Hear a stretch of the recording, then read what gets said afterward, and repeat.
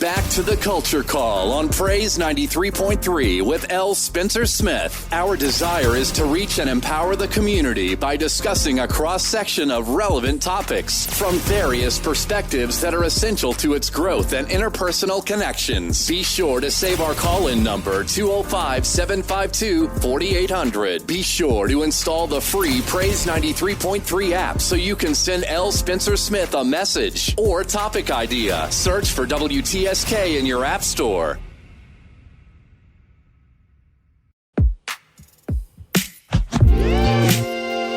This is a world premiere. Great morning, great morning, great morning. You know what time it is. That's right, y'all. It's time for your talk show, the number one talk show, The Culture Call, with yours truly, L. Spencer Smith, right here on Praise 93.3, 790 WTSK. It is the place where Tuscaloosa meets the world. And yes, for the next 2 hours from 10 a.m. to 12 p.m., we're going to be talking a little bit, y'all know what we do, about everything from society to sports, education to economics, from religion to relationship. And as always, y'all, we are here to create a safe space to have empowering, provocative, and yes, sometimes even controversial conversations. And guess what? You can call in or you can grab the app and chat it up. Just a few. That's right. You can chat it up with us right here as we learn together on the Culture Call. Shout out number one. Let me do my shout outs this morning because you know how I love to do it. Shout out to all of our first time listeners. Welcome to the CC family. We are so glad to have you here for the first time listening to the Culture Call. Listen, get on the plane, put your seatbelt on. We're getting ready to take off in just a few minutes. I tell you, we've got a lot to talk about, but I am glad to have you on the journey. I don't know how you heard about us, but I'm glad whoever told you, or maybe you might have just turned on and said, hey, the Lord might have ordered your steps to listen to the Culture Call this morning. I want to say a hearty welcome to you. Yeah. Second shout out number two to all of my consistent, faithful, committed listeners. Yeah, I am grateful to have you on with me every day. You are the very reason why we are number one, and I am glad and grateful for you. When you see me in the street, in the grocery store, in a restaurant, you're always giving me encouraging words. You're hugging me. You're coming up to me. You know who I am, and I really, really appreciate that from the very bottom of my heart. I cannot stress to you how much I appreciate you encouraging me all of the time. So, hey, shout out to you. Last but not least, shout out to Brother Jay. Shout out number three. I believe this is the best one of all. Brother Jay, the man with the plan who leads us from 5 a.m. all the way up to the 10 a.m. hour, giving me this blazing baton and tells me to run on to see what the end going to be. His wisdom, I'm telling you, that man got insight, and God has blessed him and favored him, and we are blessed and favored to be connected to him. And so, yeah, shout out to Brother Jay. Listen, I need you to do me a favor. Go ahead, and because I know you got it closed, go ahead and get your device, your electronic device, whether it's your Apple or your Android smart device. Go ahead to the App Store. That's right, the App Store, the store where you download your games, your applications, and all that. Go to the App Store and search out Praise 93.3 FM. And here's what I need you to do. Download that to your phone. It's free 99. Doesn't cost you a thing.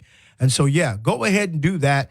And so that you can listen to us wherever you are, all around the country, dare I say, all around the world. We want you to know all the wonderful programming we have here at Praise 93.3. I want to make sure that you're able to hear Brother Jay in the morning, me doing Culture Call. Yeah, Minister Chris, Sister Darlene, everybody on the staff. We do it just for you. So we want to make sure that it's available and you're not hindered. So the app helps you while you're at work, sitting at your cubicle. Maybe you're traveling. Maybe you're cooking breakfast, whatever it might be. We want you to be able to tune in and hear all the wonderful things. Not only that, it gives you the news of the area. I mean, it's been keeping us updated on the weather, on sports, on events. Hey, you won't miss a thing if you go ahead and download that app. So please, ma'am, please, sir, go ahead and do that. Right, exactly. So no matter whether you're Dallas, Texas, whether you're in New Orleans, Louisiana, Baton Rouge, Louisiana, or right here in Tuscaloosa, Alabama, Birmingham, Montgomery, Mobile, Huntsville, Aliceville, Gordo, Reform, Utah, Bowler G. Doesn't matter where you are. You can hear all of the wonderful programming that we have going on right here. Listen, my friends, do me a favor. Let's keep everybody abreast about what's happening in your neck of the woods by you emailing me your announcements and your public service events right here at culturecall.praise@gmail.com. That's right. Send your PSAs to culturecall.praise@gmail.com. Let me say it again. culturecall.praise@gmail.com, and give us an opportunity to let Lottie Dottie and everybody know what's going on in your church, your organization, your fraternity, your sorority, whether you're an artist getting ready to have a concert or a preacher. You know how we say we're getting ready to run a revival. Hey, we want to let everybody know and put some faces in the place so that you will know that what you're doing in our community really, really matters. We do it better, when we do it together. As always, you can go ahead and follow me on Facebook as well. That's my social media platform. All you got to do is press that button. Thank you to all of you who have been following us on Facebook.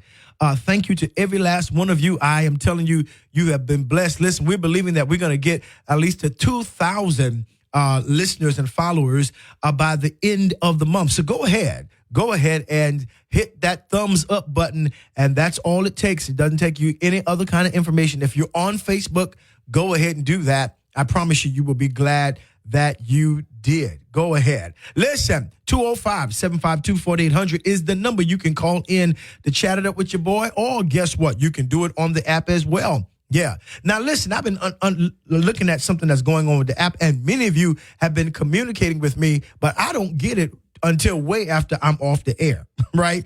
So I don't know what that's about. We'll ask about that, but I'm recognizing you from Memphis, Tennessee, from Birmingham, from all over. Y'all are really chatting it up, and I am grateful for that. So, but I need you to go ahead and you can chat it up, because I know a lot of you at work and you can't call in. I totally understand. But for those of you that can call in, 205-752-4800, you can call in and we can chat it up. We just want to hear from you.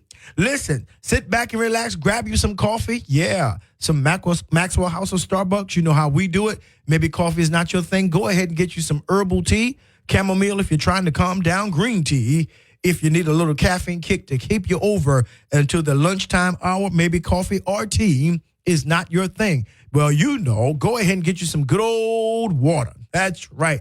God's elixir. Go and get you some water, some spring or alkaline water. That's right. Detox that body, wake those cells up. And come on, let's get into the culture. Listen, we are grateful to God for him, turning and lessening the storm. Yeah. By his own power, the prayers of the righteous availeth much. It is not. Reports are coming out about Hurricane Milton, that it was not as devastating as they had predicted as it was.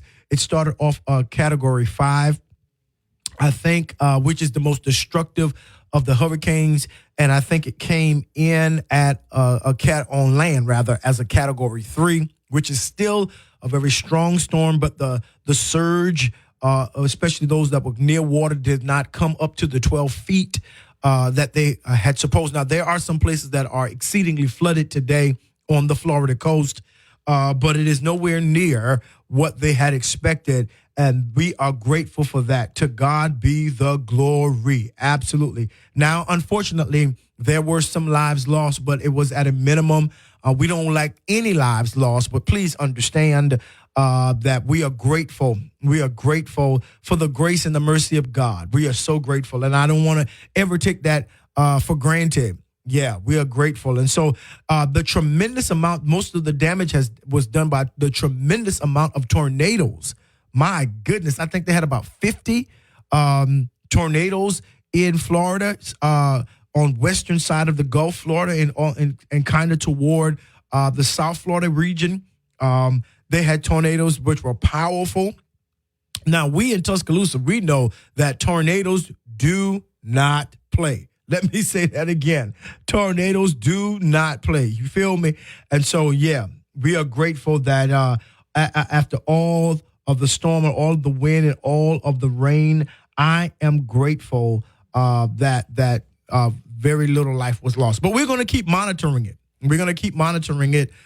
We are in hurricane season, so we always need to keep watch in the weather. We always need to make sure that we are up on what's coming our way, especially as you see the seasons changing. There are some coming from the Atlantic, some comes from the Gulf. Yeah, we know what to do. Make sure that we do due diligence and pay attention to our weather surroundings. Absolutely. Let's make sure that we do that.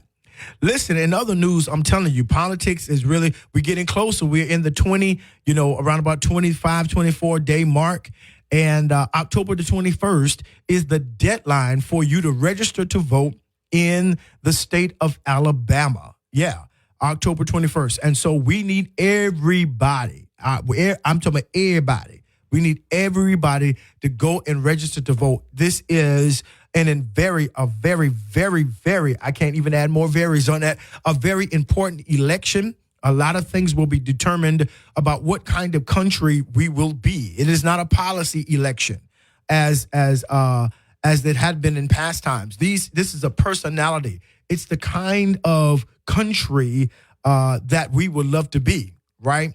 That no one on the red and the blue side in times past was trying to up in the United States, America, from being a democracy. We understood our federal republic, a constitutional republic, or however you want to put it. But nobody was trying to do that in those times. But recently, beginning at 2016, there was a new entity that entered into politics with, let me just say this, with no experience. The Saints, I don't know what happened, with no political experience at all. Let me say this again. With no political experience at all, came in and abused the presidency. But I just got to call the thing a thing. And they came in and we lived through the times of COVID, the pandemic, and all of that, the economic downturn, all of that. And then they didn't win in 2020.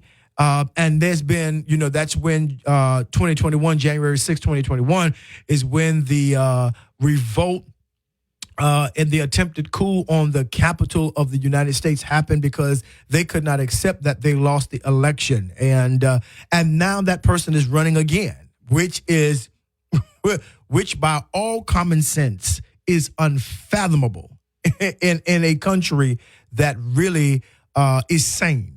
Right? If we talk about a sound mind, right? In a country that should have a sound mind, yeah. Even, at one point, evil men would not run for president because they already knew that the ethos, the ethics of the country that had already dealt with the violence of racism, that deals with the condition of marginalization and poverty, they would not elect evil people, right? Because part of the American mantra is it's exceptionalism. It's like being the best in the world, right? Even though the United States makes up about 4% of the total world population, right? And so 96% of the world exists outside of the United States, and yet we are coined to be the world power, right? And I get it. To have the strongest economy, but when it comes to common sense, we've been a little bit interesting in these past couple election cycles because of who we continue to allow to be in office, and of course there is a mindset that now I'm not going to do this voting thing, especially in our community, just disconnecting and disremembering all of the cost and the pain and the trial and tribulation that it took for our people to be able to vote in this country, right? And I'm not just talking about Selma. I'm not just talking about Bloody Tuesday here in Tuscaloosa, but I'm talking about, poll taxes. I'm talking about voter suppression bills and all of those things, right? I'm talking about the voter rights bill being gutted recently by this Supreme Court led by John Roberts, right? And there was a generation like, well, it don't matter. It doesn't matter. It doesn't matter until you need it to matter. It doesn't matter until you hear somebody say on one side that they're going to give police absolute immunity to do their job, right? And statistically, when you start looking at how that job is done, right? Yeah, that part. We need to consider, we need to consider Philando Castile, George Floyd. We need to consider all those people, Sandra Bland. I'm talking about all those people that were abused in reckless law enforcement systems around the country. We need to consider them. That there is one side says, oh, the police are not being brutal enough, right? And if we don't do that, if we don't make sure that we take care, I love Vice President Harris came out the other day on The View talking about a policy where Medicare, I believe, starts taking care of those who are long-term care, who have to be caretakers of parents and grandparents who cannot take care of themselves. And so many in our community know that, first of all, we have not been able to afford homes, and in terms of putting our family in nursing homes, part of our culture, part of our ethos as African people is to take care of our family, right? To take care of them when they age. And so that is a costly matter. I know right now that my mom in love and my aunt in love and my wife, they're taking care of their grandmother, right? And that is a costly venture, right? People want to be paid to come take care and clean up and food and all these other assistance and systems that need to be put into place. Those things are costly, and let alone the timing and the length of resources that have to be used to do that. Well, Vice President Harris came up and said, hey, I think Medicare should pay for that. And that's something that we consider. Now, we know if she becomes president, she has to work it through a Congress that is filled with people from the South in particular, which, my God, from the South, because these folks still thinking that they're fighting the Civil War. Nonetheless, they feel like if anybody else gets assistance, anybody else gets help, something happens to them. And that is the epitome of the frailty of the systems and the institutions of this country, that they feel that they are the only ones that should prosper. They feel that they are the only ones that if you made it and they didn't, that it's your fault that they didn't make it. If you got into Harvard or Princeton and they didn't get into Harvard and Princeton because they have that privileged expectation, they think that there is something wrong with the system. The reason why, I see people talking about, well, how come the student loans didn't? It's not because President Biden and Vice President Harris didn't put it before. No, at every turn, it got struck down from people from the South. Now, when you begin to pay attention about this, and of course, I'm just making sure that you're kept abreast. I didn't come to talk about this today, but since we're on it, let's talk. That you need to pay attention that every time that one side does something for the whole of Americans, right, that the other side in red always blocks it. And you have to stop and begin to ask yourself why. It is not because they're fiscally responsible. Please get out of here with that, because they are the party that voted to give the 1% richest millionaires and billionaires a tax cut, while firemen, teachers, and nurses and all those people, they pay the most taxes, right, in terms of rate, right? And so one side says, hey, when we get in, we're going to make these people pay their fair share. And then the other side says, well, I don't think rich people ought to pay taxes. See, it's very clear. It's very clear. And I'm talking really to black men today. I'm really talking to black men today. Yeah. I want to talk to you because you're kind of in that middle zone. Now, we know that by and large, the black community supports the Democratic ticket maybe about 98% of the time. But there have been a lot of ambivalence. There's a whole lot going on. Number one, let me set the backdrop. Number one is that, there is a woman that is running. So that already brings out something about it, because there is this thing, again, especially in the South, there's this thing about women in leadership, right? Terrible eisegetical, hermeneutical malfeasance that, preachers preach it. Men believe it. They think that they are alpha males because they want to hold women under their thumb, and you go have babies, and you go and if you can't have a baby, if you're at work, something is wrong with you. And, listen to all the things that J.D. Vance is saying, right? Listen to all the things they're saying about women. Well, there are men, black, white, red, and otherwise, that support that kind of mentality. Now, from a spiritual context, we know they need deliverance, right? Because half of what we have in America would not be so if it were not for women. Definitely not in the church. So, Pastor, kind of chill out with that, okay? I get it. I know Paul, when he talks about in his epistles, his whole idea where he begins, it seems like Paul is in favor of just the masculine perspective, If a man desires the office of a bishop, he has to be the husband of one wife, right? And so somebody says, well, they don't say nothing about husband, so the wife of one husband, so women can't do that, right? You see that for diaconate office. You see that all those different kinds of things. But the Bible said they ought to also be apt to teach, and they ought not be lovers of wine, that they ought to be hospitable, right? So there's a whole lot of folks that got positioned that don't make the full qualification except what they have in terms of their gender, as we see it, right? And so there's this whole expression now that's the first part, that there's a woman that is running, right? Let alone her capability. She has the most experience in government, and then the folks in the last cycles of elections. She's got the most. She's won the most elections. Kamala Harris. Okay, period. All right, so let's start right there. But that's number one. Number two, that there is an idolization. Can I say this? I hope so. There is an idolization of wealth and consumerism in our community that strikes black men, especially black young men, really hard. That I remember when I was growing up in the hip hop community, that everybody wanted to be like Trump. Those guys would rap about Trump, right? Because back then he had the appearance of a rich businessman. We've talked about this before, right? And all of them wanted to be like, all of them wanted to be in this circle. All of them, watch this, wanted to be like him. So there is an idolization, if you will. There is a subtle idolatry going on there, that he's this amazing guy. But they never researched about his life, never researched about his family, never researched about his many wives, never researched about his bankruptcies, right? Right? Never did that. They just idolize the man because it looked like he has money, which I have a problem with.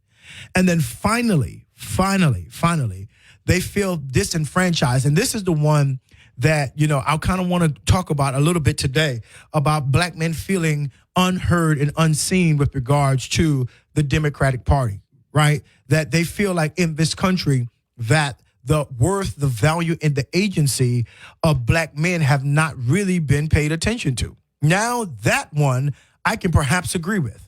That one is quite true, right? And there needs to be a reach out, a conversation that we have, a very clear, a very honest and transparent, lucid conversation that we have with black men. Absolutely. And we need to hear about, what their concerns are. We need to hear about what their needs are. We need to hear about what is this level of disenchantment that they feel, because black men, like any other demographic, deserve to have a seat at the table, Culture Call.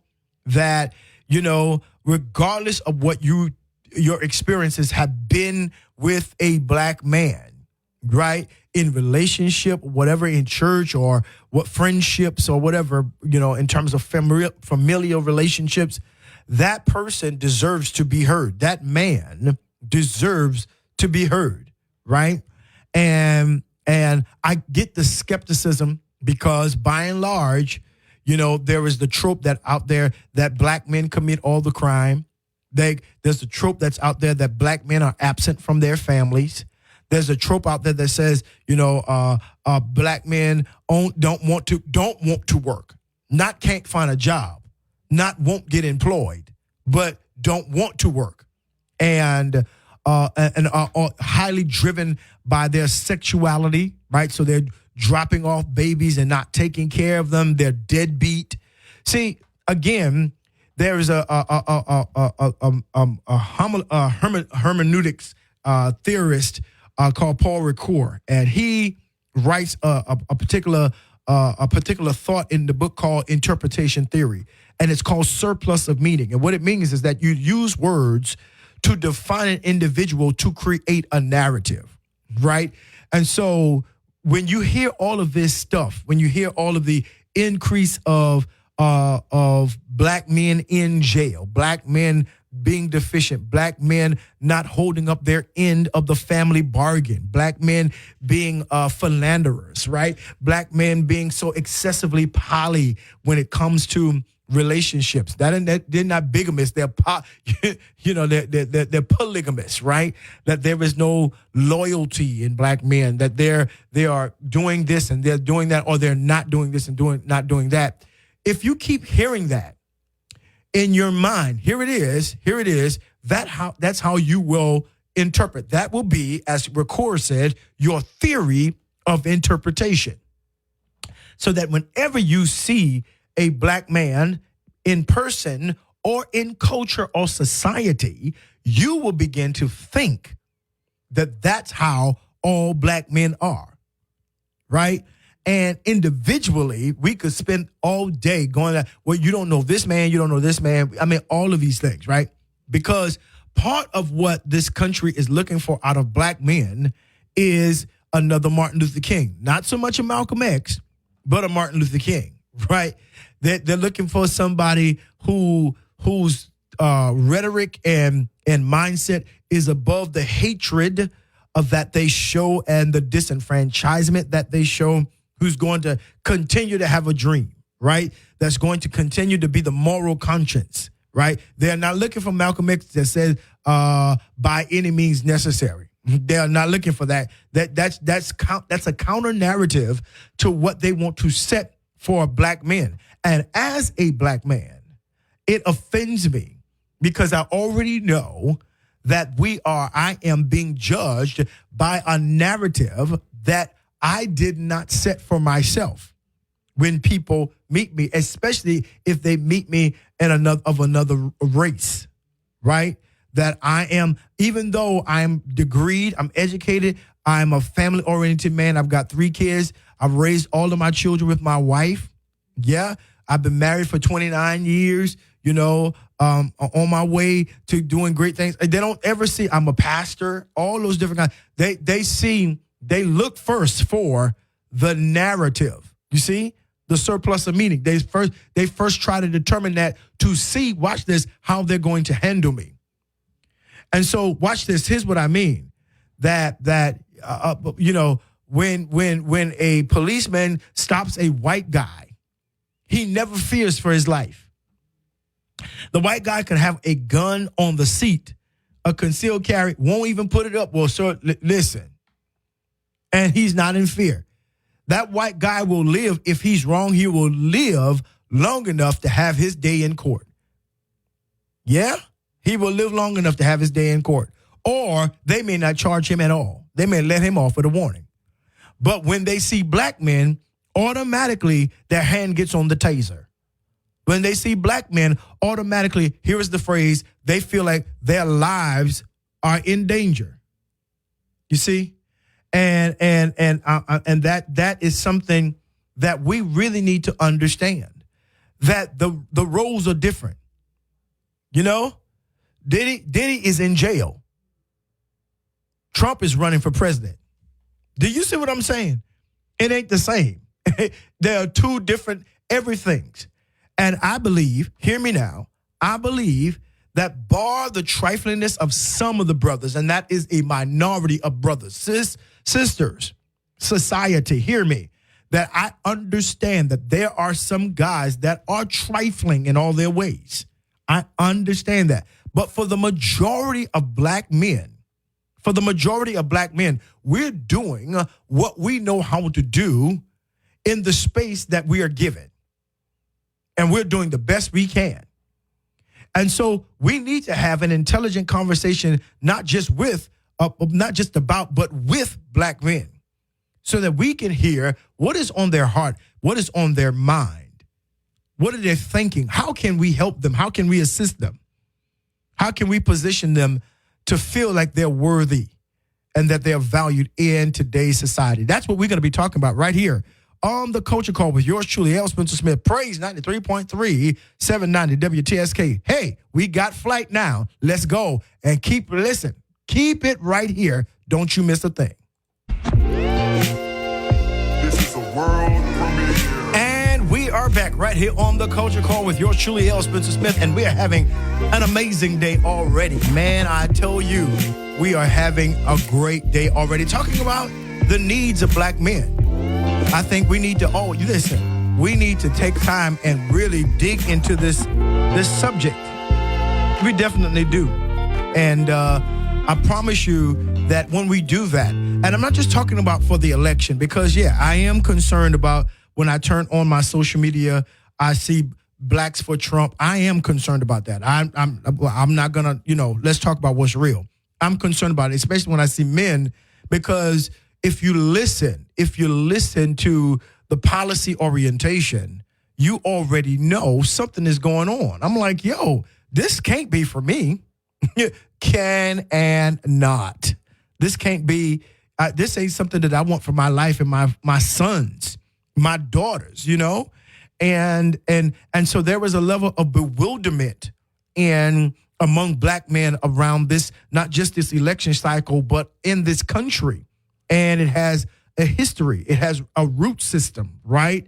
That it is dendritic because it just goes all over the place because it is rooted in, I don't like to always bring it up, but it's rooted from 1619.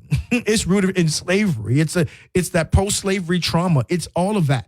It is how the minds of black men have been formed since they've been in the American public school system. Yeah. And so that part, that little black boys are problematic, right? And then the second problematic is little black girls. Now, let alone that little Johnny is throwing toys and biting people and spitting on folks. You never see them, their narrative as problematic, right? That they can be, watch this, in this country, that they can be serial killers. They can commit assassinations or attempt it, but they're never, it's always, we must try to understand their history. We must try to understand their mental faculty, right? If you pay attention, that's right. That we must try to understand their molesting, their raping, their pillaging, their, attacking the Capitol. And the culture is told that we must understand the ultimate directive that white men and white women are in. But when it comes to understanding about black men, that from the very time that they're in school and they do something that is anti the teacher, right? It begins to disrupt disrupt the system, that they're disruptive in class. And so there is a narrative that is already set. In this country, I believe her name is Michelle Alexander. She wrote this book about the prison, the school to prison pipeline. There it is. About, who is it targeting? What is affecting? What's going on here? And when we don't understand that there have already been narratives set against black men, then guess what? Then we got an issue. We have an issue because we lose a level of our empathy and our sensitivity for the journey that is oftentimes marked by struggle and trauma for black men. Not to say that all go through that, right? But and the thing that is amazing to me, that those who don't go through that, they become the purveyor of extended trauma and bad characterizations of black men. Those who are black men that did not have that kind of context, they become the ones, right? And they become the ones that, add persecution, if I can say that, instead of us slowing down, and I know time waits for no man. Time waits for no man. But, we do need to slow down, take some time and say, hey, brother, let me give you a hand here. What's going on in your world? What's going on in your life? Why are you making these decisions? What's going on with your choices? What choices do you, as a black man, feel that's available to you? And part of my wheelhouse as a pastor, because I've been in leadership for such a long time. I mean, since I can remember, since 12 years old, I've held a position of leadership. When I've been a follower for a short period of time, and then I was elevated and promoted to leadership. So that's been my story since 12 years old. And you see what I'm saying? And so that in my perspective as a leader, my job is to find out, hey, what can I do to not to let you see that I'm the leader, but what can I do in my life in your life and help you and supply what you need, give you resources, so that you too can become a leader. You too can become knowledgeable. Who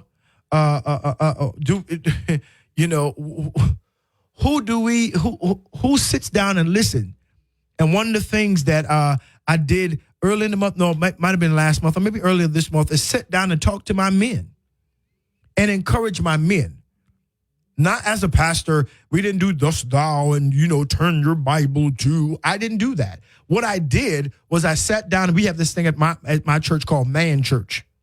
It's twice a month at 9 a.m. for those of you who want to know at the Impact Nation. But nonetheless, I sat down and just encouraged them.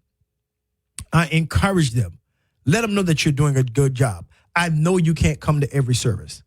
I know that you're working hard for your families. I know you're working hard to stay married. I know you're working hard for your children. I know that you're working, because you want a better life, that you want to give your children a better life. But I want you to just breathe. And I stopped and I made them inhale and I made them exhale. I made them what? Breathe, because they needed to. They needed to stop and breathe. Hey, you're working so hard. You're doing so much. Breathe, bro.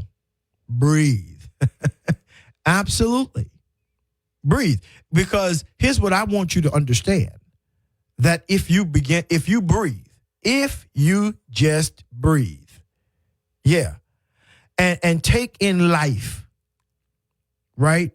And know that you are valuable and worthy, not because anybody else says so, right?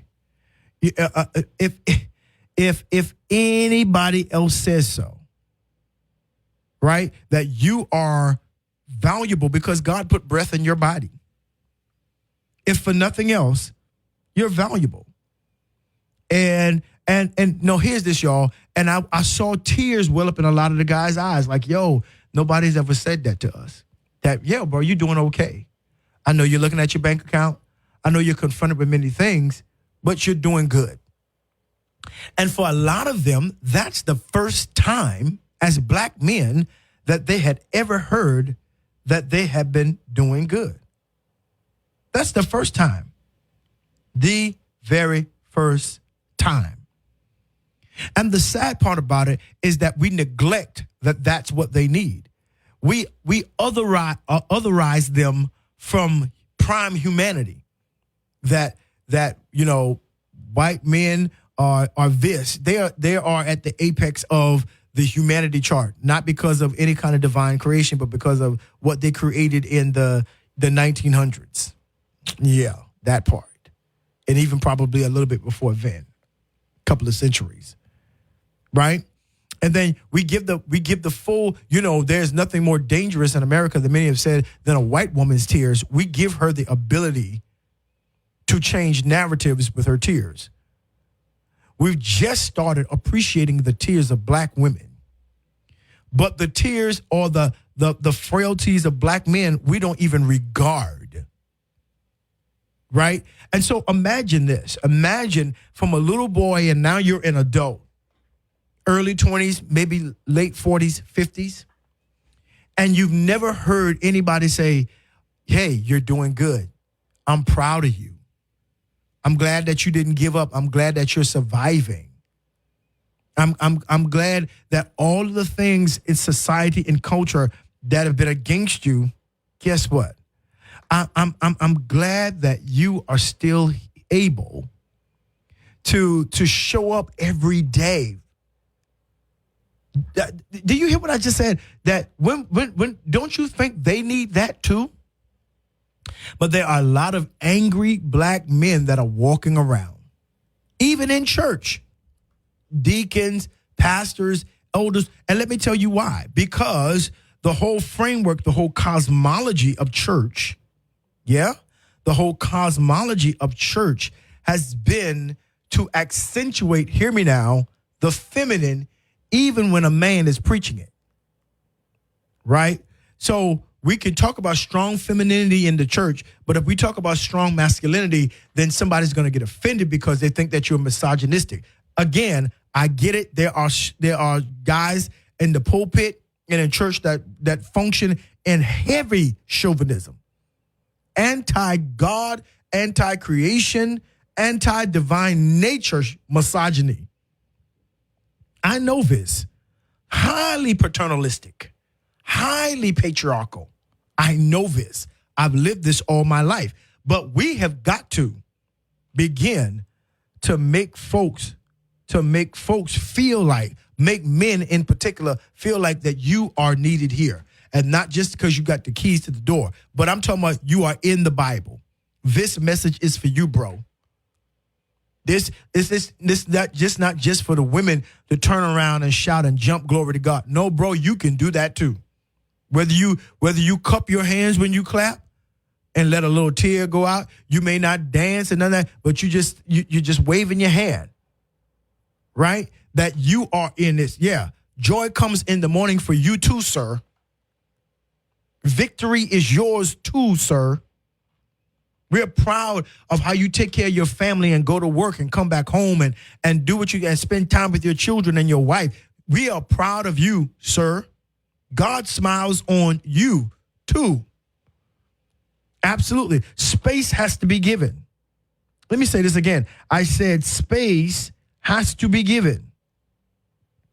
Space has to be given. And if we don't give space, they'll feel like they're either one, have no place, two, being replaced, and three, feeling misplaced, that I don't belong here.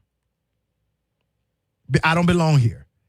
And when that happens, listen, we're going to be in a bad position because men are going to stop showing up. Men are going to stop, being what we need in the family. They're going to say, hey, well, we don't have anything to lose because they don't want us over here. So maybe let's go over here where somebody is promising them life is going to be harder for them. I don't care. Life is already hard. And that is the issue that we're facing now, that many black men are saying, hey, you don't care for me over here. Well, I might as well try over here because life is already hard. It can't get any worse. So I am willing. I know, watch this. I know that if I were him, I'd be in jail. They wouldn't let me run for a dog catcher. Yeah, they wouldn't let me run for a dog catcher if I were him. But I'm over here trying to be faithful, trying to do what I need to do, and I'm getting ignored over my concerns are being ignored over here. I don't see a champion for me over here. Yeah, that part. And so I'm willing to put my life on the line because that's all I know. I'm willing to put my existence on the line. Why? Because that's all I know as a black man. I'm not appreciated in church. I'm not appreciated at work. Talk to me. Yeah. I'm not appreciated on this side. I'm not appreciated at home. Hello? Because I don't hear the words of affirmation. And come closer, y'all. Sex is not words of affirmation. I mean, it feels wonderful, and we thank God for it. Huh? Yes. But here it is. Every now and then, he needs to say, hey, baby, I got it. Baby, sit down. I made your plate. Baby, sit down. I've done X, Y, Z, A, B, C. Baby, I made your bath. Baby, I'm running your water. You know, I made your favorite meal. You're doing a good job. Today, I know you take such great care of us. Today, let me take care of you. Just let me, Does he get that? Does he get that? And that's the thing. That's the thing that we want to know. That's the thing that black men are feeling. That's the thing. They want to feel like they are, come closer, human. More than just the slavery iterations of their sexuality, their physicality, and their strength, and their virility. I don't want you to think we've got to stop Tobying black men. You know Toby from Roots, y'all know them? Yeah, Toby. I was a good servant. I work hard for master. We gotta know. Because silently, black men are feeling that way. Right. And then on one side, you come and ask them for their vote. They're like, for what? It doesn't matter. When it does, but to them it doesn't. And I get the argument. And if you can't gain any kind of empathy and sympathy for what I am sharing with you now, then as Marvin Winans says, I guess you just don't want to know. Why am I going to talk when you're not going to listen? Why am I going to say anything if it's just going to bounce off of your ears and hit the ground? Right?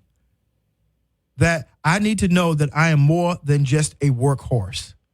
I am a human. I am a man. I am loved. I belong. I am worthy.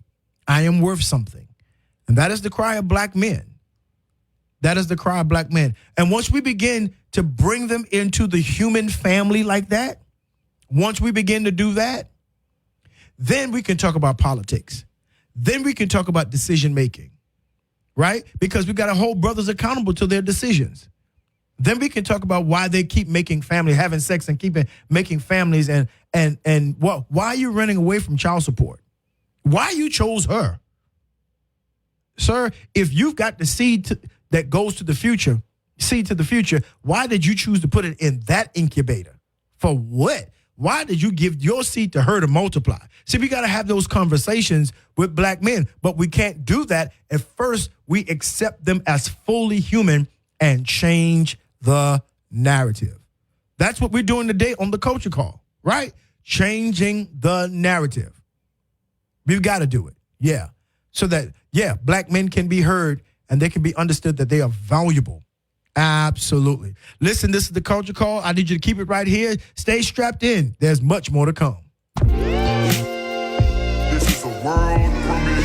And we are back. It's the top of the hour, 11 a.m. and some change right here on the Culture Call with yours truly, L. Spencer Smith, Praise 93.3, 790 WTSK. Listen, want to welcome all of our second hour listeners. Listen, you've been trying to get on this broadcast all morning, but I am glad that you finally made it in. Yeah, it's been real good. We've had a really wonderful time this morning in conversation, just talking. You know, one of my assignments in the earth is to make sure that my community, my people are not late, last, or lost. And so, hey, we've been talking about black men, addressing the needs of black men and really dropping some knowledge, some science on really what's going on, you know, kind of combating the narratives that black men face. But yeah, welcome. Strap in. Find you a seat. We're about to take off again. Hey, I'm telling you, so glad and grateful that you decided to listen.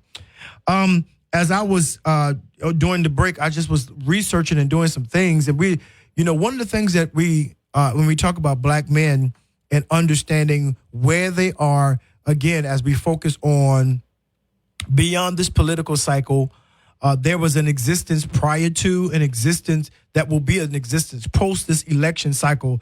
And what I want to, you know, inform everybody is that black men are not simply the tool of an election cycle, right? They're nervous about what black men are going to do. they're nervous about this and they're nervous about that, and their seeming appearance. Because if you're looking on social media, unless you talk to a man for real, on social media there are a lot of political disinformation, misinformation, deception that's happening from Russia, China, and Iran. Because even the world or people in the world have their favorites, right? Dictators have their favorites, and then there's other people that are posting that don't have to use such stealthy kind of strategies. But the reality is that predominantly most black men know what the assignment is, know what they have to do. But that's not the point I'm trying to make today. The point that I'm trying to make is if they didn't know, and if we could not rely on their sense of knowing what is at stake for their own lives and their lives of their families, what have we done? What have we done to make them feel valued and worth even their prime participation in the culture, in society, right? And we can talk about it, but every day, I hate, one of the things I hate about social media is that it has given the space and the platform for anybody to put a little black sheet in the corner and get them a little mic and a phone and record and post it. Because we think that is the prevailing thought of everybody. And oh my goodness, if they got a little following, you see? If they got a little following, then they must be talking the truth. They must know what they're talking about. And so sometimes you get bitter and unhealed, hurt women that get on social media and just dog men out from beginning to end. You dog them out. I would never date him because he can't pay for my nails. He can't pay for my feet. He can't pay for my clothes. He can't pay my bills. He can't spend on the first date $300 for what? Girl, if you don't take this Red Lobster and be happy, you don't take this Cheesecake Factory and put that linen cloth on your lap, and eat this chicken piccata and we share some cheesecake, you better go sit down. I'm not going to treat you like you are worth, the high Perry's and all that. I'm not going to do that. We are not doing that. We are not going to Del Frisco's Double Ego, and I'm going to spend $300 and $400 on a tomahawk steak because you think you're worthy, but don't think I'm worthy until I can do that for you. Yeah. And so, there's a whole lot going on. There's a whole lot going on. And when you see that all the time, there's some skepticism from black men concerning, well, dang, all I'm worth is, I got to first prove myself. And I get it. I understand. I get it. Let me tell you where that comes from. That comes from the cauldron, the petri dish of bad choices and decisions that we make. And we make, instead of saying, you know what, I made a bad decision, we make our bad decisions the standard. Okay, let's try this again. That we go out and we choose the wrong person, and then instead of saying, you know what, that was me, I didn't have any insight, I didn't function in wisdom, I didn't choose with all of the right information, I made a bad choice. Instead of doing that, we make our bad choices the standard for every person that we meet. So we think that every person, again, the surplus of meaning, creating the narrative. And if you create a dysfunctional narrative based off a bad decision that you have made, then guess what? Whose fault is that? You feel what I'm saying? Nobody's fault but yours. And so we've been in this whole idea, this whole stream of thought that there's something deficient, something decrepit, something depraved about black men in their existence when that is not true.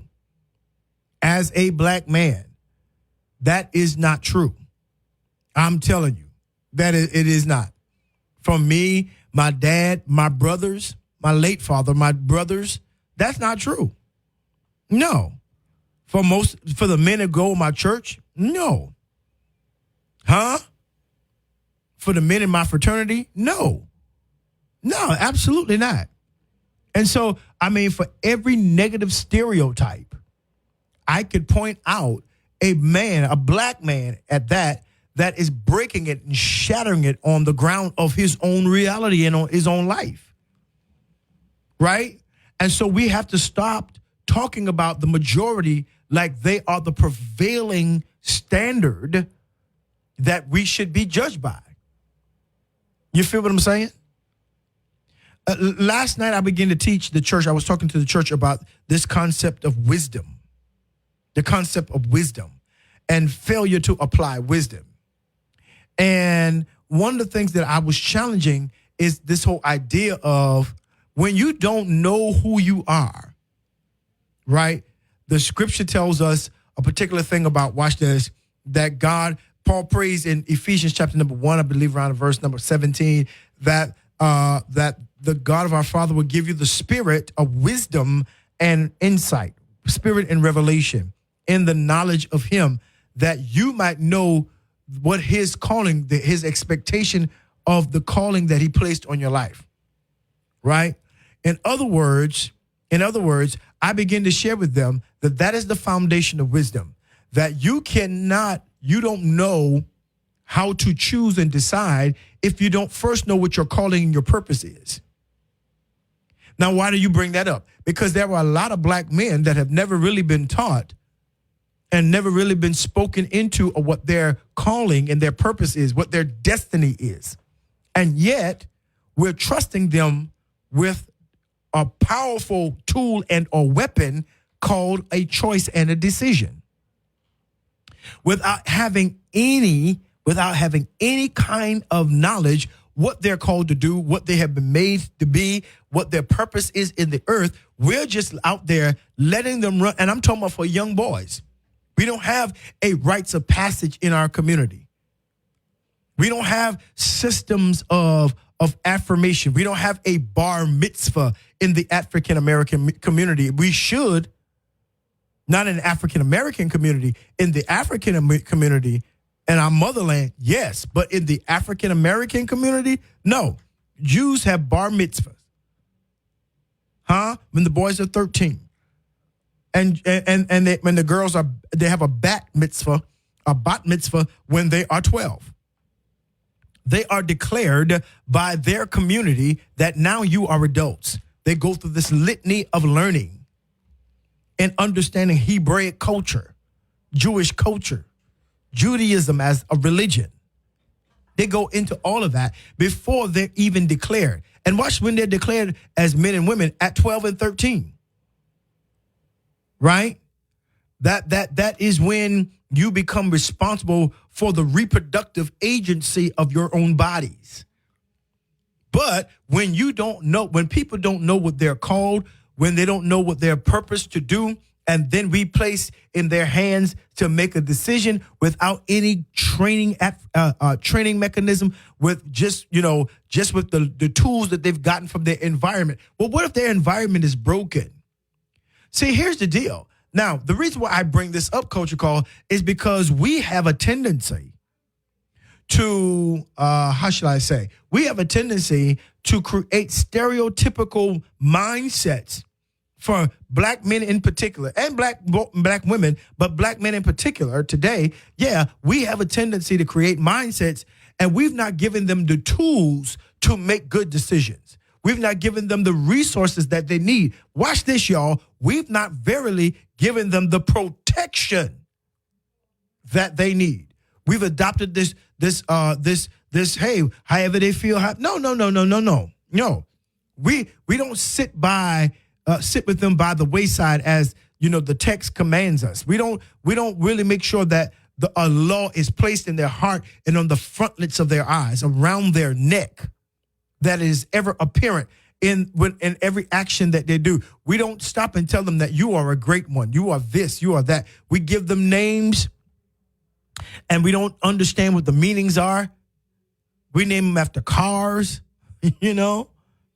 and cute names. We combine names and we don't even know what. And this kid is walking around in the earth. First of all, they can't say it, but shame of their name because they don't even know what it means. You see? And we expect them to make wise choices.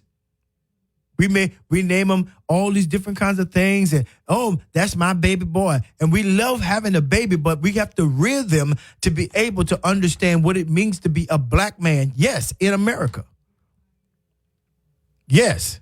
We've got to have more than just the talk, and everybody black understands what I mean by that. And even white folks, you understand that there's a time and a place where the parents of a black kid has to have the talk about really what kind of country this is, about our history, about our present, about them, how they are different, how they can't do what other ethnicities and races do, that we've got to be 2 times, triple times better even, right? We have to have that talk of what not to do, what not to say. When you're walking in the store, don't put your hands in your pocket. Don't do anything if you're walking in a convenience store. You know, hold your stuff in your hand, right? And go to the counter and put it down because you don't want anybody to think you're trying to steal something. We got to have all those conversations. That's not protection. It's not. It's not. I know it might sound like protection, but you're only protecting them from the institution of whiteness and how you are being viewed. You're only protecting them as a counter narrative to what you already know is the narrative about what that black boy is. Protecting them is to speak to them what they really are. Like my mom used to say, it doesn't matter what they call you, it matters what you answer to. And so we as a black community have to give black boys who will one day turn in by the grace of God to black men, we have to give them what they should answer to, because they're going to be called a whole lot of things. I have been called a whole lot of things because I didn't meet this invisible, expected, however, metric of what people thought I should be. I didn't play football, didn't play basketball. Not that I wasn't a professional athlete. I didn't play any of those in any kind of school. I played in terms of elementary school and middle school. Yeah, we did all that. But, I wasn't a jock. No, I was in the choir. I was the drum major of the band. I played saxophone. I was in the orchestra. That's what I did. I was nerdy. But for some people, that wasn't enough. For some people, because I didn't meet as a black man the standard that they already had set, yeah. But one thing that my parents did do is they protected me by telling me it was okay to be who God had revealed me to be. It's okay to be a musician.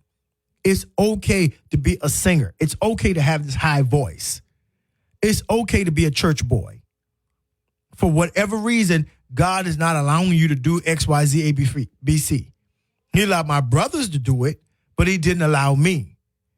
I didn't go to church because my mama and my daddy made me. My grandparents made me. No, I went there. I kept going there. I fell in love with it because I found a sense of being there. That was a part, yes, of my protection. They didn't stop me from being a part of the band.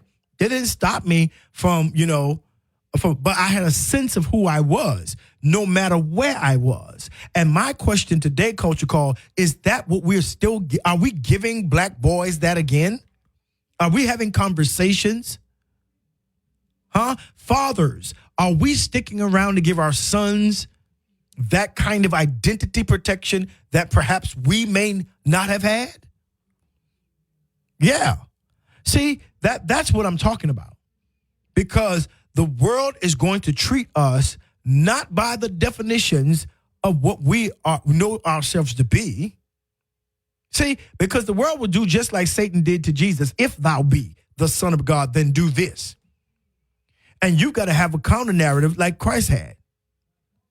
No, for it is written. It's already been written about me. So I don't need you to help me write a new chapter of my life, which is going to cause me to do something evil with the godly purpose that God has given me. Yes, I can turn stones into bread, but I won't do it because you said it.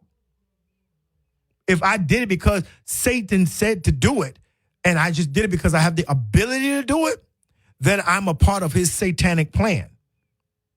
especially when I know what the repercussions are on the line. You're testing me to see if I know who I am.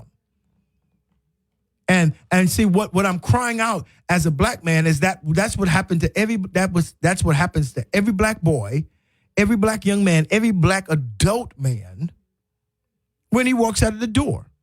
If thou be, if you such this, if you that, there's such a provenness. You know, you got to prove something to somebody so that you can be a part of the group. Huh? You got to prove yourself to them. And so a lot of young boys out here having sex because they don't know how as a young man, they've not been taught. And that was something that my mom and daddy taught me early. You know, all of my brothers, protect your seed. All right, you old enough, protect your seed. My mom be like, don't bring no baby back here because I'm not taking care of them. I'm taking care of you. She would tell me, yeah, you know, that you God's man. You God's man. My dad would be like, hey, don't you go out here and make the Smith name bad. Don't you go out. Listen, that was protection because they empowered me, what? To use what they called me and how they identified me. It helped me make protective decisions over my purpose in my destiny.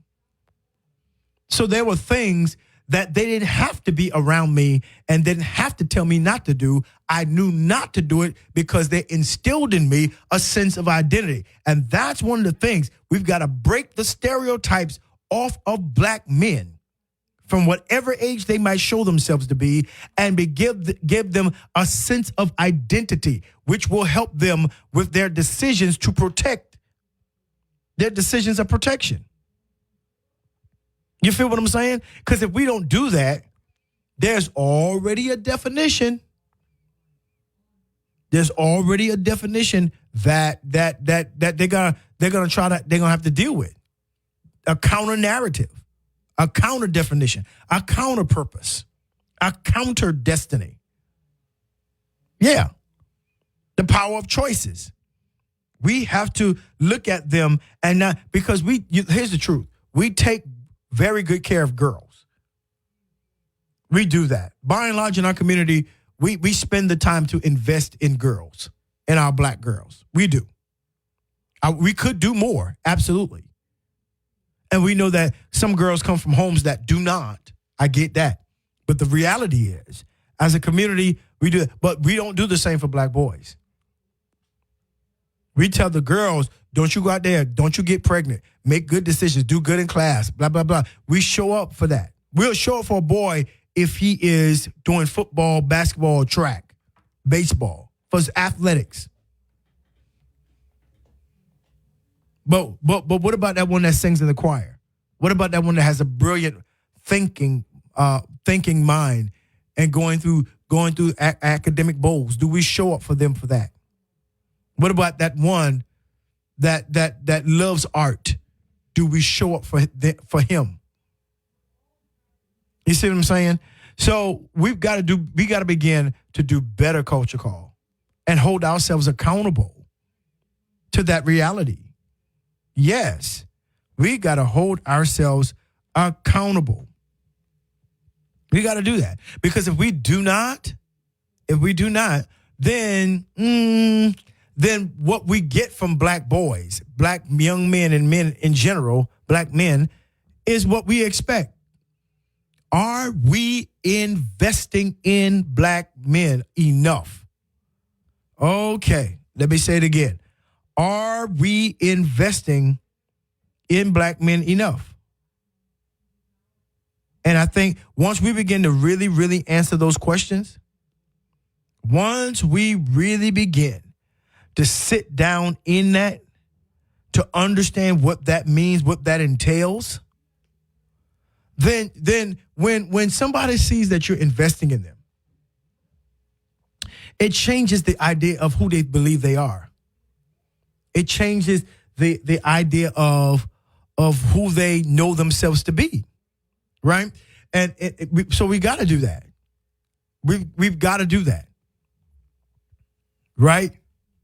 You know, it's not this thing that, you know, what you got to lose. No.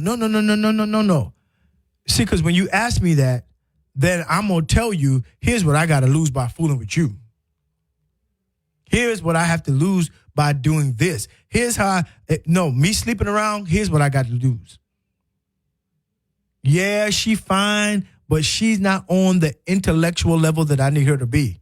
So I already know that if I go too far, because I don't care how smart or how not smart you are, if there's affection going on any kind of place, you got to know it's yeah, little bro, you could threaten your whole existence over having intimacy with the wrong woman.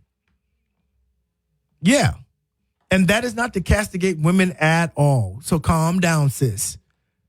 What you mean by women? Calm down. This just, you know why it feels strange? Because we ain't talking about you. That's why you a little quasi offended right now. But don't be offended, sweet precious. No, that's not what we do. That's not what we do in these culture call streets. What I'm saying is that we have to instruct our young men just like we instruct our young women, and how we help them prepare, protect their chastity, their purpose, their design, all of that, to focus on their education and all that. Then we need to also teach black young boys that, right? That they don't need scared straight. They don't need visits to the prison. You feel what I'm saying? They don't need that, because their life is not even going in that direction. Yeah, their life is not even in that trajectory. And so, no, we got to make sure that we say, hey, that what you got is precious too. What you have, it means a lot too. That right there is your future. That's not just for intimacy. That's not just for sex. Sir, that right there, if you use it well, it will protect your future. If you use it well, if you covenant with the right person and you use that, understanding that it is a tool of the future, it will get you to where you want to go. It will cause you to be trusted by God to have children. To extend your name in the earth. See, we don't have conversations like that.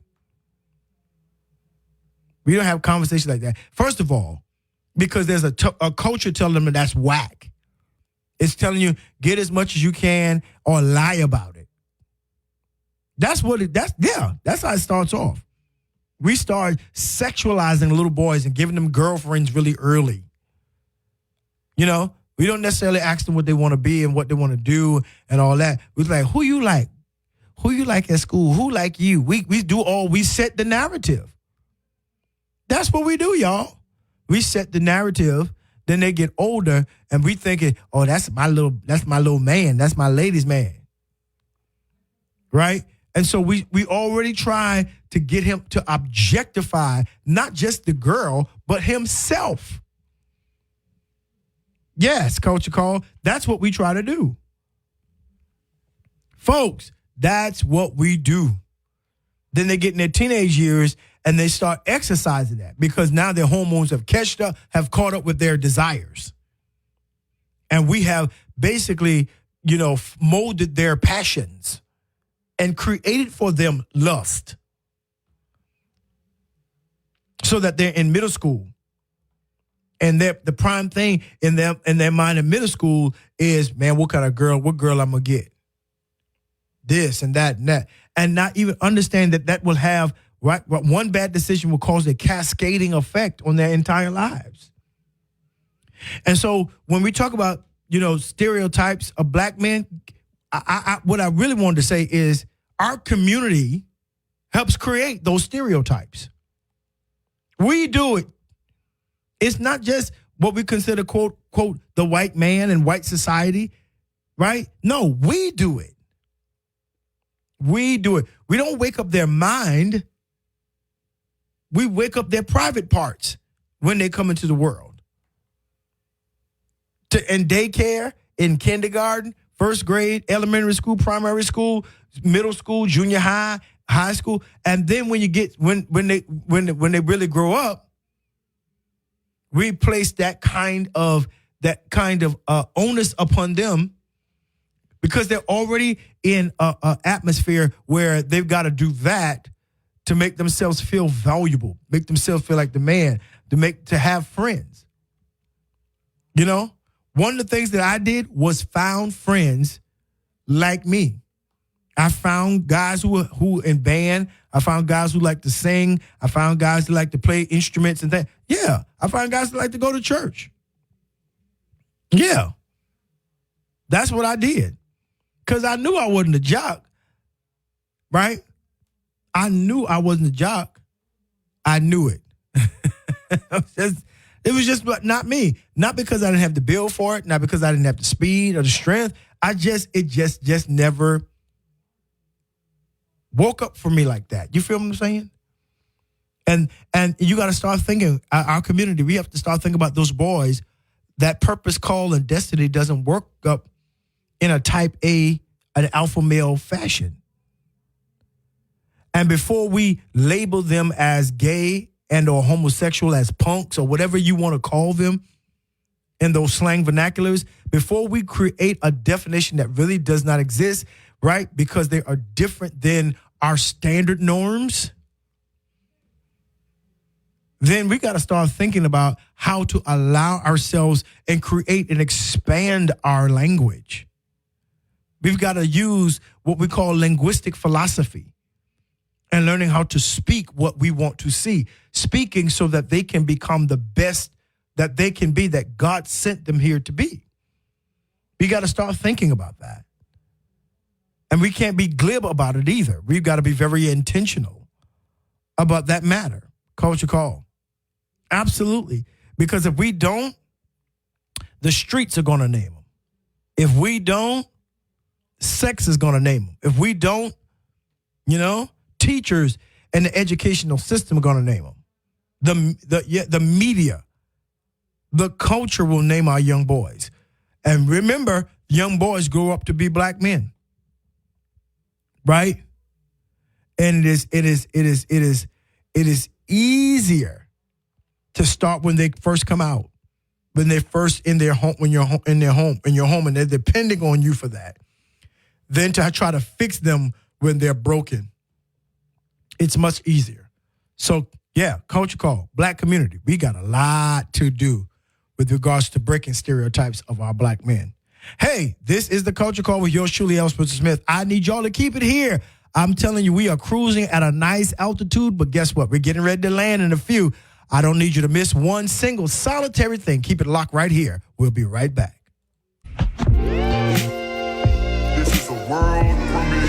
And we are back right here on the Culture Call with yours truly, L. Spencer Smith. We're having a wonderful, amazing, awesome, phenomenal conversation about black men and their needs, the needs of black men. And my hope, my prayer is that we've laid out a treatise. We've laid out a very clear-cut description of what we need to do to help and assist our black men. One of the things as we get to, get ready to land this plane, one of the things I want to remind us is that we have the responsibility of the listening ear. I remember I was doing an article on intimate relationships, and I think it is apropos that we talk about this even now, that I was telling them that one of the main things that that's required if you're going to have vibrant, fruitful, effective relationships, especially if it's marriage, is that you have to develop an ear to hear, a listening ear, right? And because what listening does is that it proves to the person who you're in relationship with that who they are and what they have to say is valuable enough to captivate your attention. And not that I am listening to fix or I am hearing to repair, but I'm hearing because it is my responsibility and obligation to make space and room for your voice, for your question, your concern, your ask of me, right? And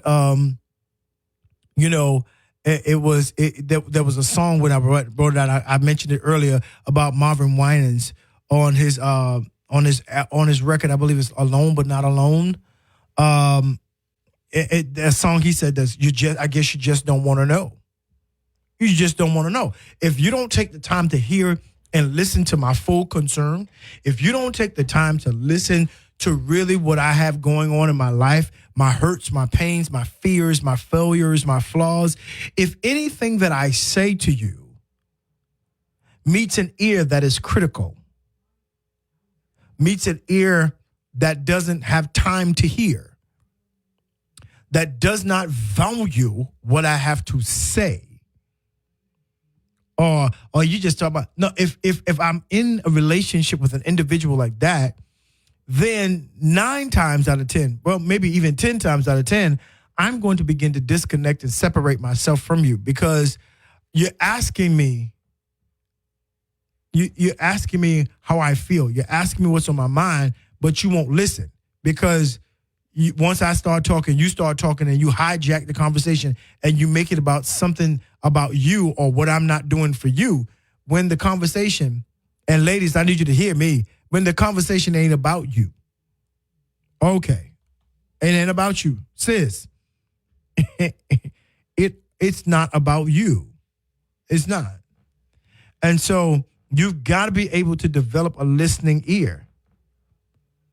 Even when what they're saying may be a little unnerving to you, you got to begin to say, let me listen a little longer here. Make him understand that what he has to say is important. And we have to do that. And sometimes we don't do a good job of that. Unfortunately.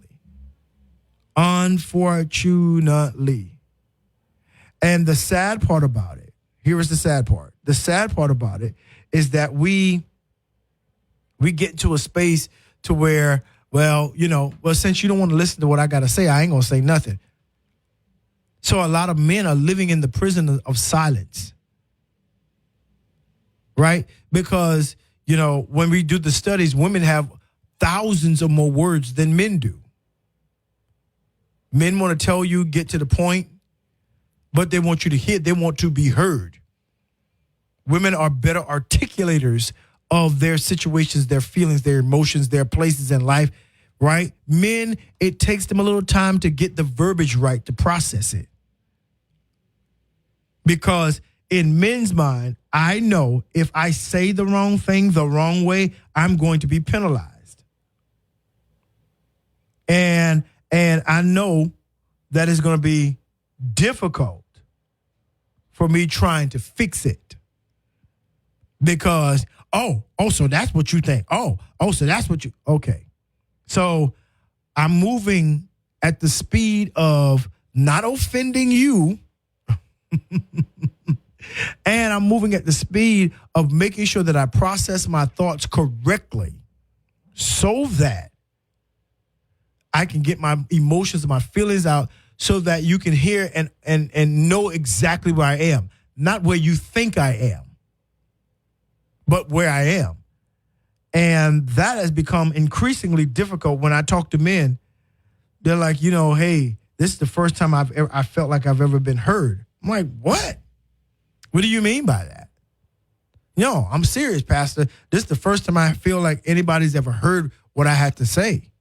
Because folks didn't want to hear me. Folks didn't want to listen to me. I'm like, yo, man, I'm sorry to hear that. And I get it. I promise you I get it. But you got to know that it takes men a while to articulate. Everybody ain't like me because, I'm quiet most of the times, except when I'm doing what I got to do. But I know how to articulate my feelings. So I'm not subtweeting or subposting when I speak. I'm going to tell you exactly what I want to say. And guess what? I'm not going to say what I don't want to say. Oh, so what you trying to say? No, you ain't got to do that to me. Because what I didn't want to say is what I didn't say. But what I wanted to say is exactly what I said. Now, if you make this about you, this conversation going to be short because I thought we were listening to me. I thought I was the one talking. And one of the things that black men, black boys need is a listening ear.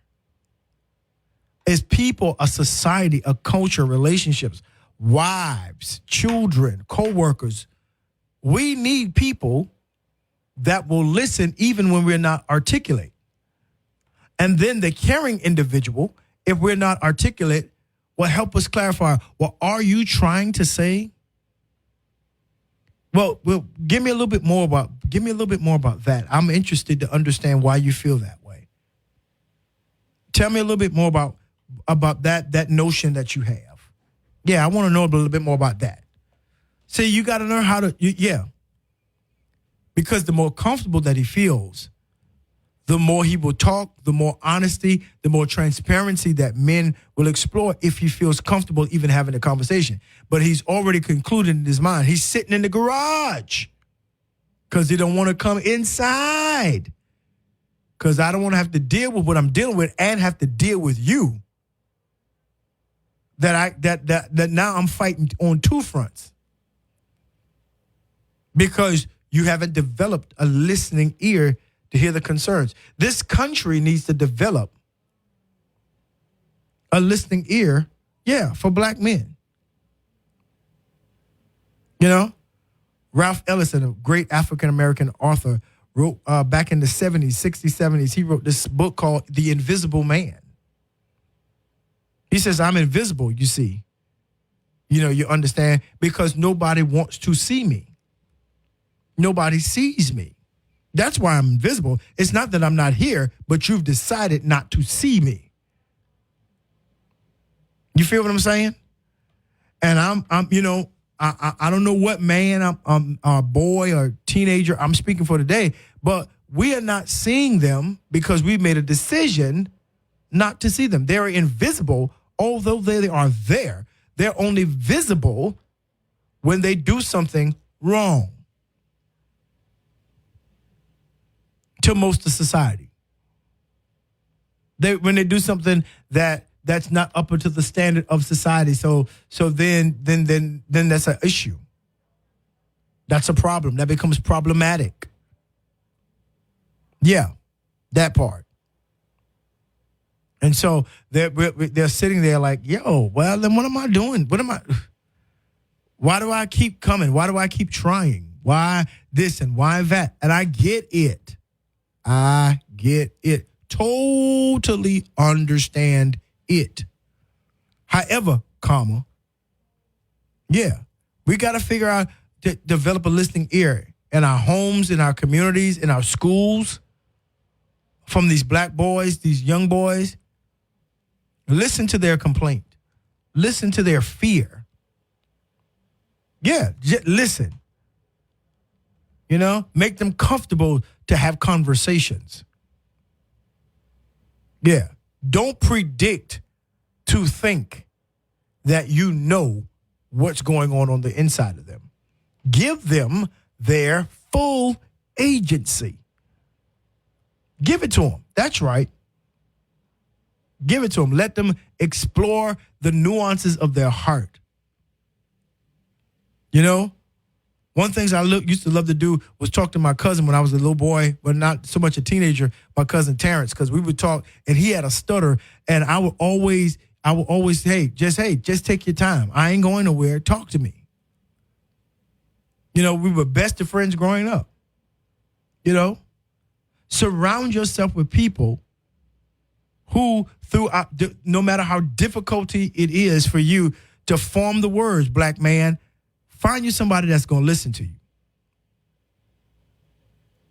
Yeah, find you somebody that's going to listen to you, and they got therapists now. They got, folks out there that will listen to you. Wives, pray and ask God if you don't have one, and when you don't have one, so don't lie to yourself. Pray and ask God and say, God, give me a listening ear. Give me a listening ear for my husband. Give me a listening ear for my boyfriend, my fiance. Give me a listening ear for my brothers, my nephews. Give me a listening ear because guess what, y'all? They need to be heard. Just like you. Just like you. Absolutely. I need to be heard. And me preaching every week, every day on Wednesdays and Sunday is not being heard for me. I'm the man of God. I'm the pastor. I'm the bishop, you know? But that's not me. Those are functions and titles that I hold that require me to be heard based upon my responsibility and my obligation connected to those terms. But very few people have the responsibility or have the privilege, the access to hear Spencer. The very few. Very, very few. Because I know everybody doesn't have a listening ear to hear me. Absolutely. Everybody doesn't. And so while we're trying to build up black men and black boys, we got to, as a culture, as a community, have a listening ear. Why? Because black men and black boys, we got something to say. You got it? Listen, it's almost time to land this plane, but I need you to keep it right here on the Culture Call with yours truly, L. Spencer Smith. Promise you, get you some water, get you a little nab or a sandwich or something, and keep it right here. It's almost lunchtime. This is a world premiere. Well, family, it's been another great day. My goodness, we've got so much to talk about. And yes, but we've run out of time. I've got more points, more information that I want to share. Hey, it's what I do. I research every day, all day. Seems like that's my life. But listen, that is this conversation about black men is so needed in our community. And if you are an influencer, a leader, a pastor, preacher, a civic, organizer, it is important that we begin to cultivate and craft safe spaces that will hear and empower black men. Listen, I mean, because we're dealing with a season and a situation to where the culture does not feel like they need to be heard, or they want them to speak and to be something without even consulting what that is. And I told you that you cannot make wise and right decisions and choices disconnected from the understanding and the knowledge of your purpose, your call, and your destiny.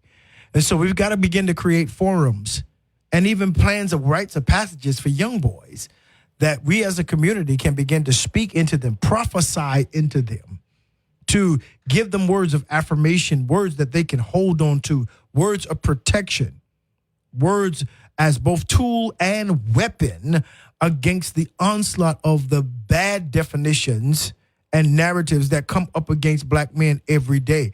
I think that is necessary.